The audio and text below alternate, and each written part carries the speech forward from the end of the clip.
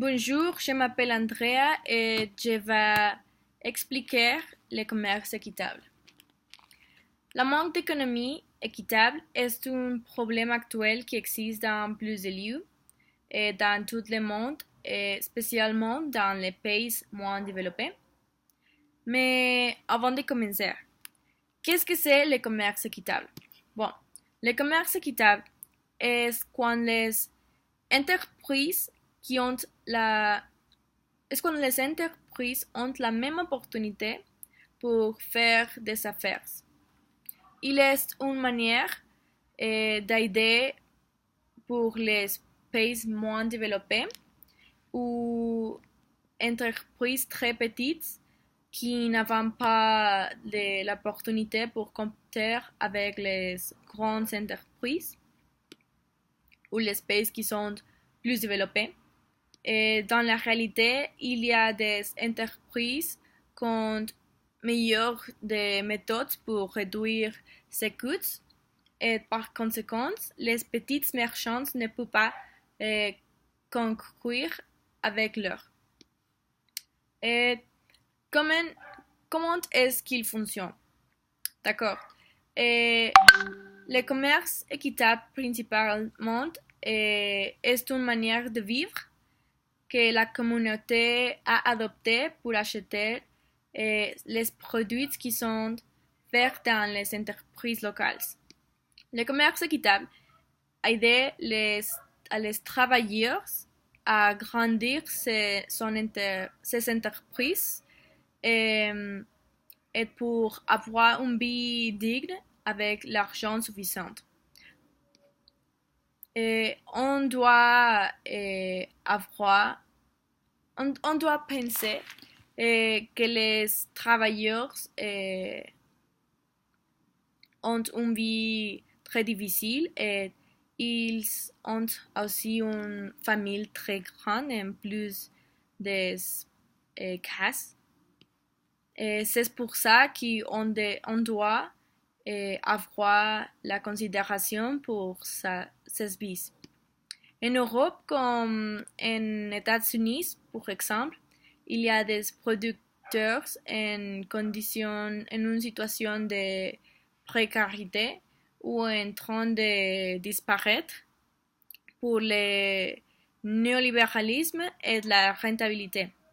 Le néolibéralisme est une doctrine qui cherche la liberté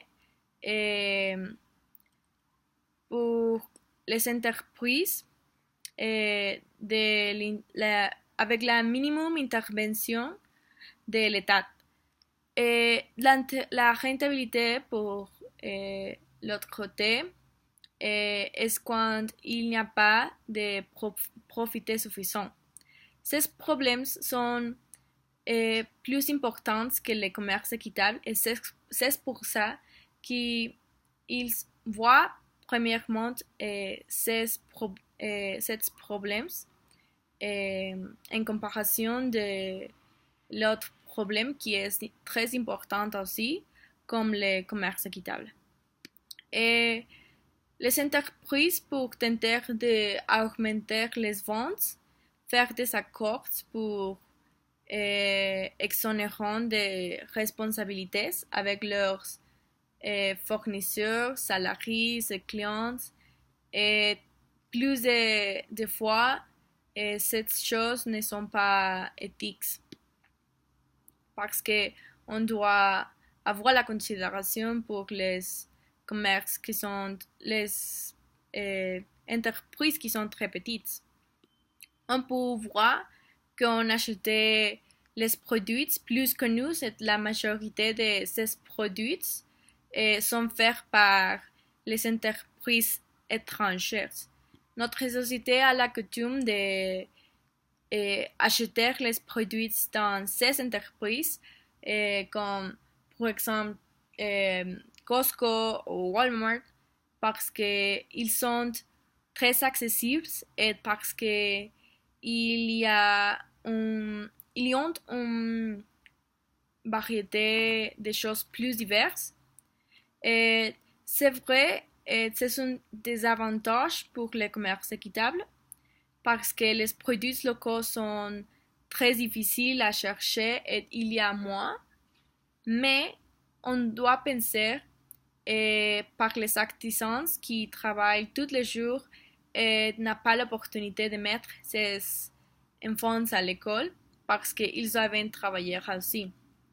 Et plus de fois, les produits locaux sont plus chers, mais cette chose ne, ne doit pas ne doit être pas une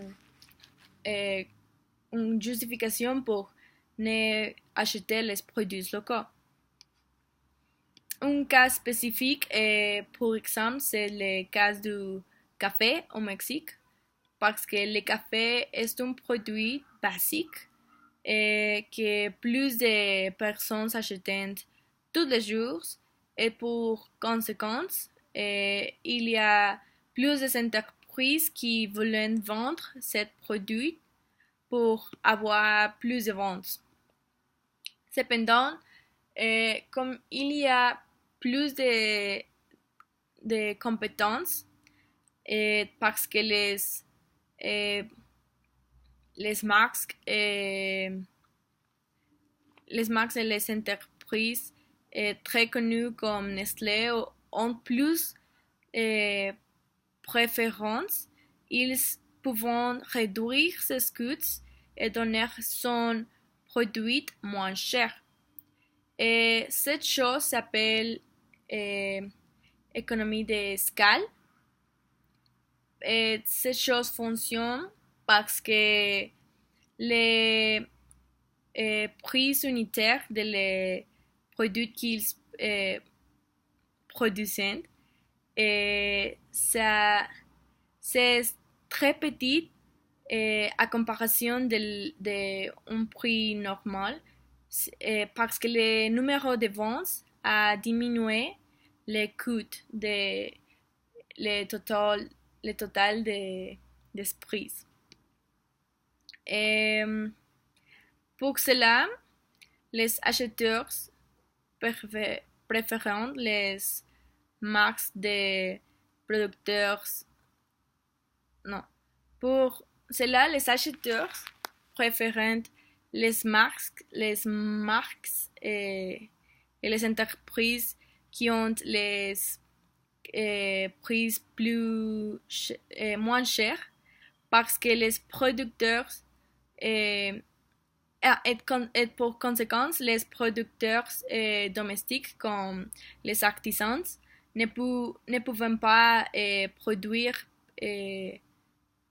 parce que ces prix ne sont pas compétitifs. Et une autre raison pour laquelle les consommateurs préfèrent les produits étrangers est parce que les produits locaux sont visualisés comme de moins qualité. Cette fausse prémisse doit être retirée pour encourager le commerce équitable. Et beaucoup de fois, les produits locaux sont plus organiques et écologiques parce que les artisans produisent naturellement les produits comme par exemple des confitures, des fromages, des sauces, etc. Et en préférence, ces produits nous aident à l'environnement parce que nous ne polluons de l'air comme les fabriques, comme les usines. Et plus de fois, le travail des artisans est déprécié et les intermédiaires se restent avec une grande partie des ventes ou des gains, en dépit du fait c'est du fait que ceux qui ont le plus travail étant les artisans. Et qu'est-ce que les sociétés doivent faire pour améliorer cette chose? Et on doit faire comme, par exemple, l'Occident et, et voir les produits qui donnent une juste rémunération aux producteurs. Et il y a des étiquettes dans les produits qui sont locaux. Et on doit acheter ces produits pour améliorer ces commerces. Et qu'est-ce que le gouvernement a fait pour améliorer le commerce équitable? Et le gouvernement a fait les impôts à les produits qui sont importés pour balancer les opportunités de commerce.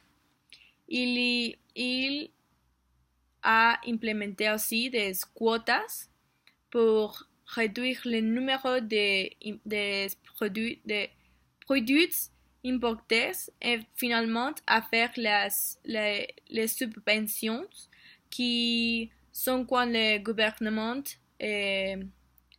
a donné de l'argent à producteurs domestiques pour améliorer ses vies.